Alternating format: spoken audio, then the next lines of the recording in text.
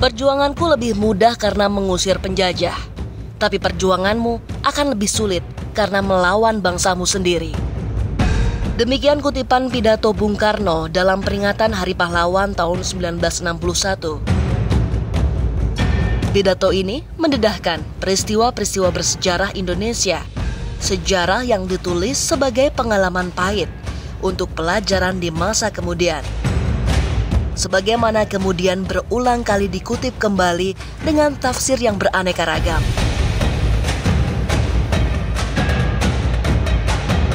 Bagi Bung Karno, proklamator dan presiden pertama Republik Indonesia, pidato itu bisa jadi adalah catatan atas dilema ketika berhadapan dengan pergolakan demi pergolakan yang terjadi di negeri ini.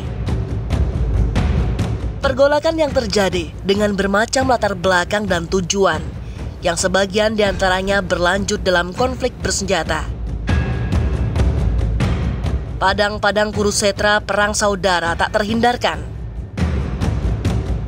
Kawan seperjuangan di masa penjajahan berganti haluan, saling berhadapan sebagai lawan. Sebagaimana Bung Karno, demikian juga yang dialami anak-anak bangsa dari Tanah Minang. Pada masa penjajahan, tak terhitung tokoh besar dan penting yang menjadi pelopor perjuangan melawan Belanda. Tan Malaka, Agus Salim, Muhammad Yamin, M. Natsir, Hamka, sampai Muhammad Hatta yang jadi duit tunggal bersama Soekarno sebagai proklamator kemerdekaan Indonesia. Bahkan ketika pemerintahan Republik jatuh, di Tanah Minang ini pula berdiri PDRI, Pemerintah Darurat Republik Indonesia. Akan tetapi, ketika sebagian tokoh berikutnya melakukan koreksi atas kekuasaan di pusat pemerintahan, mereka dinisbatkan layaknya musuh oleh pihak yang berseberangan, sampai akhirnya sesama anak bangsa harus terjerumus dalam pergolakan. Bahkan kemudian dicatat sejarah sebagai pemberontakan.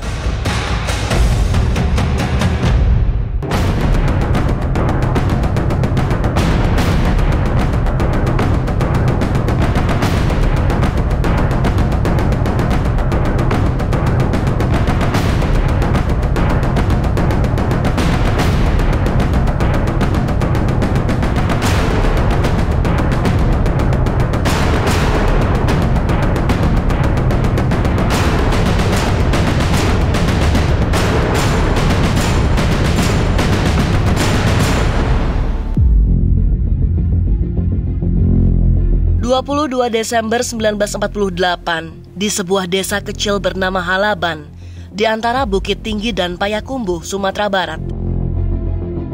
Pemerintah darurat diresmikan Syafruddin Prawiranegara, Menteri Kemakmuran Republik Indonesia yang kala itu tengah bertugas di Sumatera Tengah ini. Mandat pembentukan Pemerintah Darurat Republik Indonesia diberikan oleh Soekarno sebelum ditawan Belanda di Yogyakarta. Sejak saat itulah, gerilya semesta lintas tengah Sumatera dimulai. Syafruddin, Teuku Muhammad Hasan, dan tokoh politik lainnya menuju ke selatan Sumatera Tengah dan selalu berpindah. Sementara Sultan Muhammad Rashid mempersiapkan pusat pemerintahan militer di Nagari Koto Tinggi. Masing-masingnya dilengkapi dengan pasukan teknis pemancar radio. Bukan hanya menjalankan perlawanan dengan siasat gerilya di Sumatera, PDRI juga melakukan konsolidasi dengan militer yang tengah bergerilya di Pulau Jawa dan melakukan komunikasi dengan Menteri Luar Negeri di India sebagai upaya penggalangan dukungan dari kancah internasional. Meski dibentuk dalam suasana gawat dan diberi nama darurat, PDRI tegak berdiri selama hampir 8 bulan. Masyarakat Minangkabau menjadi penyokong utama kekuatan PDRI memenuhi Dharma Bakti, membela dan menjaga nyawa Republik ini. Lebih dari itu, PDRI bahkan mampu memimpin gerilya semesta yang membuka mata dunia atas eksistensi kemerdekaan Indonesia. Konflik bersenjata terjadi di seluruh penjuru negeri. Ratusan ribu, bahkan berjuta-juta rakyat Indonesia gugur bersimbah darah di medan juang.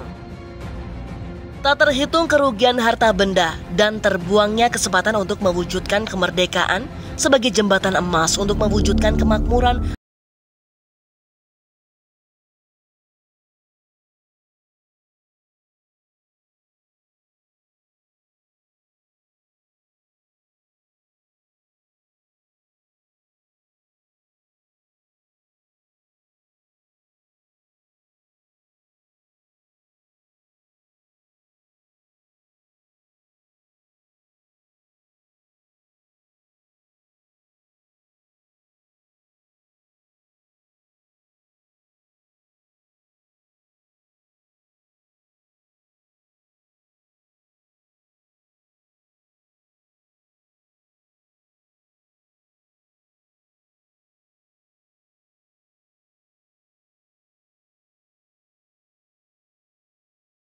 jadi awal baru untuk Indonesia, negeri muda yang harus berjibaku dengan rupa-rupa persoalan. Pertama-tama adalah roda pemerintahan dengan kabinet yang jatuh bangun silih berganti dan perdebatan konstituante yang berujung pada konflik berkepanjangan. Sampai akhirnya, tahun 1955, kali pertama Indonesia melakukan pemilihan umum. Literasi sejarah menyebutkan, pemilihan pertama ini adalah pemilihan paling demokratis dan terbesar dalam sejarah bangsa Indonesia. Indonesia kala itu menganut sistem demokrasi liberal. Rakyat memilih anggota parlemen secara langsung, siapa saja yang akan jadi wakil rakyat di parlemen. Berdasarkan hasil pemilihan umum ini, ada 5 partai besar yang duduk di kursi parlemen, yakni Partai Nasional Indonesia, Masyumi, Nahdlatul Ulama, Partai Komunis Indonesia, dan Partai Syarikat Islam Indonesia. Jumlah partai yang mengisi kursi DPR di masa itu seluruhnya berjumlah 28 partai. Sementara daftar anggota konstituante berderet lebih panjang lagi, mencapai 34 partai. Pelantikan anggota DPR dan konstituante diikuti dengan mundurnya Muhammad Hatta sebagai Wakil Presiden Indonesia 1 Desember 1956. Setelah selama lebih dari 1 dasawarsa seiring sejalan dalam pemerintahan, duit tunggal Soekarno-Hatta akhirnya harus tanggal. Tetapi sebetulnya yang memicu Bung Hatta itu mundur adalah karena ketika sudah RIS ya, sudah kemudian sampai kepada perjalanan presiden dan wakil presiden itu ditempatkan sebagai pemimpin yang tidak punya otoritas. Bung Hatta selalu keliling Indonesia menampung aspirasi rakyat, tetapi kemudian tidak dijalankan dengan baik oleh tatanan kenegaraan yang ada, maka beliau memutuskan untuk mengundurkan diri.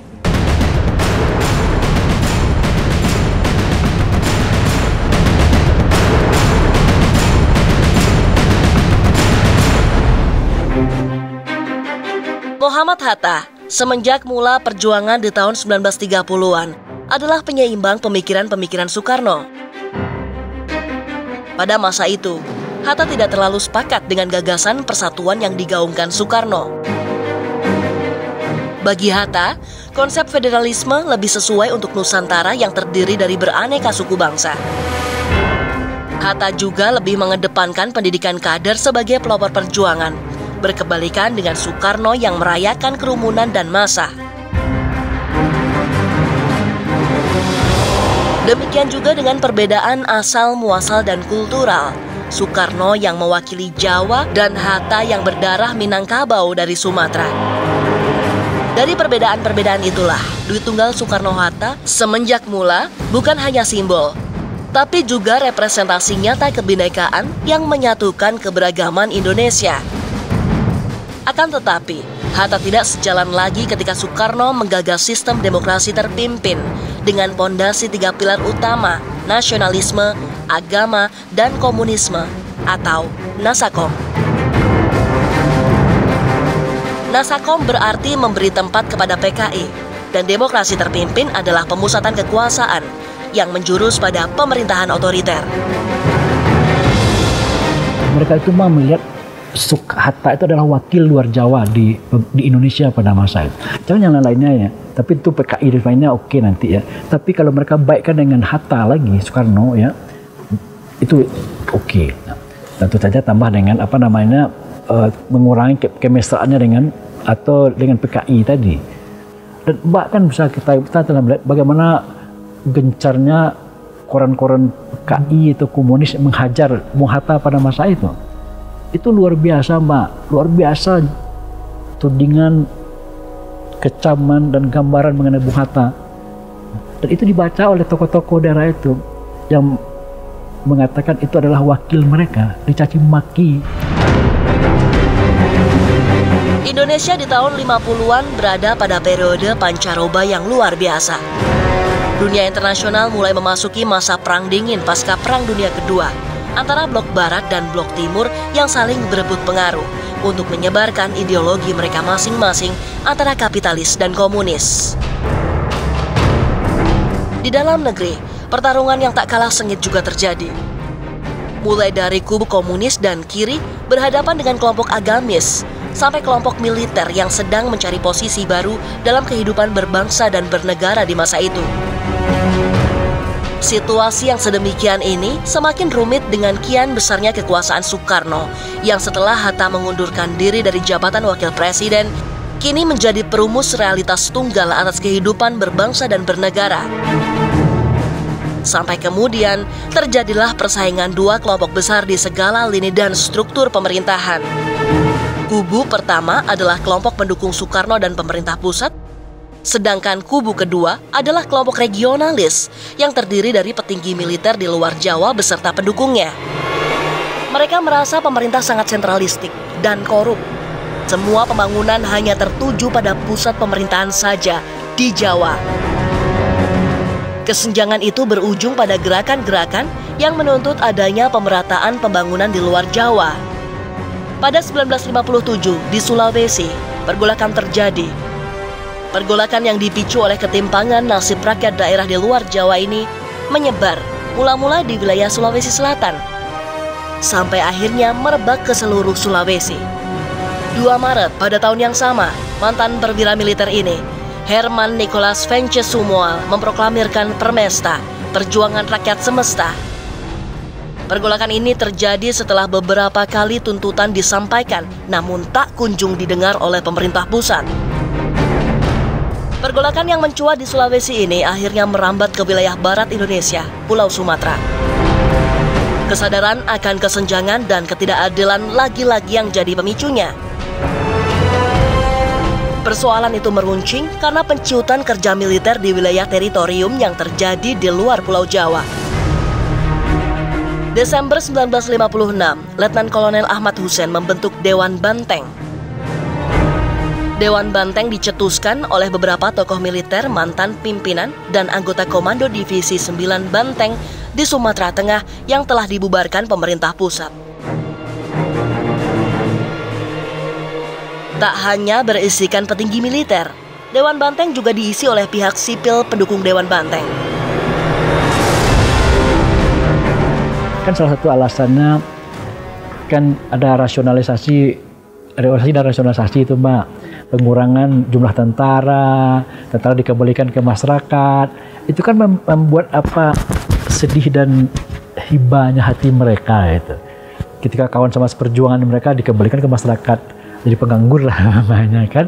Nah, jadi spirit de corruptnya itu bangkit lagi, sehingga akhirnya mereka kan menuntut dalam deklarasi 15 Februari itu ya, kalau bisa tentara-tentara itu memang dikembalikan lagi, difungsikan lagi, diaktifkan lagi ya kan, atau disejahterakan lah kehidupan mereka yang udah dikembalikan ke masyarakat, kan itu tuntutan mereka itu. Nah, salah satunya. Jadi memang sangat kuat sekali korelasinya antara tokoh-tokoh atau pelaku PDRI dengan PRRI.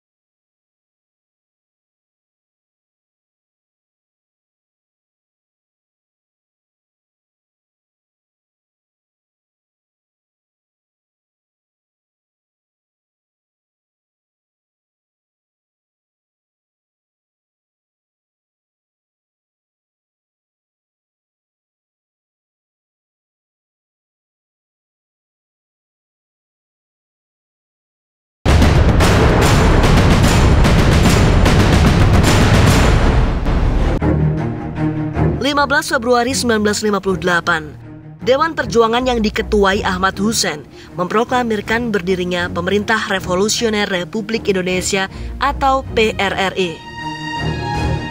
PRRI berpusat di Sumatera Tengah, meliputi wilayah Sumatera Barat, Riau, Jambi, dan Kepulauan Riau. Kabinet PRRI diisi oleh nama-nama yang tak asing dalam perjuangan bangsa Indonesia. Sebagiannya adalah mereka yang menopang kelangsungan Republik Indonesia ketika digantikan oleh pemerintah darurat Republik Indonesia di belantara rimba Sumatera, baik dari kalangan sipil maupun militer.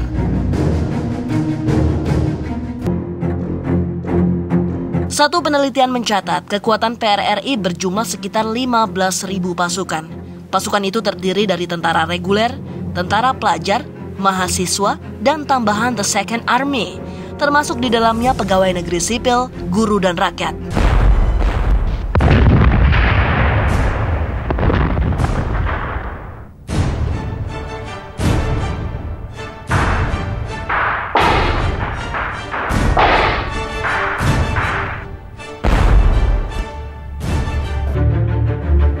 Bung Hatta, yang kala itu tidak lagi menjabat sebagai wakil presiden, membuat perhatian besar atas kemelut PRRI ini. Bukan hanya karena sebagai sesama Minang, Hatta menempatkan masa depan Nusantara dan bangsa sebagai pertimbangan.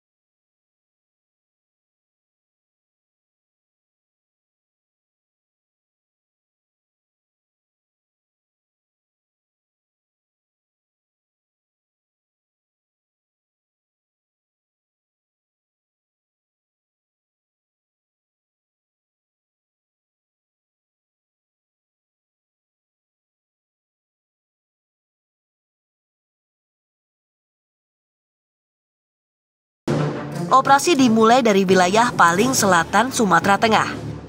Satu tuturan memperkirakan sekitar 1 juta pasukan tentara diturunkan untuk memperkuat militer pusat di wilayah Sumatera Tengah yang tengah bergolak itu. Masyarakat sipil yang diberi senjata sebagaimana Palindih dan Rusli bukan hal yang luar biasa di masa PRRI. PRRI mengubah sebagian besar tatanan kehidupan sebagai bagian dari pertahanan kemiliteran. Struktur PRRI yang demikian ini tidak lain adalah pengulangan atas kondisi yang diberlakukan pada masa PDRI. Perbedaannya adalah turut campurnya pihak asing dengan mengalirnya bantuan Amerika. Bukan saja berupa perlengkapan senjata, tapi juga pelatihan perang bagi para warga sipil ini. Campur tangan asing ini pula yang kemudian memaksa pemerintah pusat melancarkan operasi militer besar-besaran. Pusat pemerintahan PRRI di Bukit Tinggi jadi sasaran utama. Pasukan PRRI yang sebagiannya warga sipil dipaksa menyingkir. Mereka lari ke pinggir kota dan mulai masuk desa sampai akhirnya terdesak ke pedalaman di wilayah pegunungan. Sejarah kembali berulang. Serangan ke pusat kota Bukit Tinggi yang memaksa pasukan PRRI lari ke belantara Sumatera ini jugalah yang terjadi pada masa PDRI. Sebagaimana juga lanjutannya, di mana masyarakat setempat kembali memberikan perlindungan dan menopang kebutuhan logistik bagi PRRI. Tahun 1961, gerakan PRRI akhirnya berhenti, tak lagi dilanjutkan. Pada 17 Agustus 1961, Syafruddin Prawira Negara, Perdana Menteri PRRI, menyerukan agar perlawanan terhadap pemerintah pusat dihentikan. Presiden Soekarno menjanjikan amnesti dan abolisi bagi mereka yang menyerahkan diri. Inilah yang sekarang yang dikatakan reformasi sekarang ini. Sebenarnya inilah kami dulu tuntutan PRRI. Jadi kalau Bapak bilang ini reformasi sekarang ini inilah kemenangan kami, kemenangan yang tertunda, istilah kalau kami PRRI. Ini yang tuntutan kami dulu, sekarang ini yang diberikan oleh Presiden kita. Otonomi.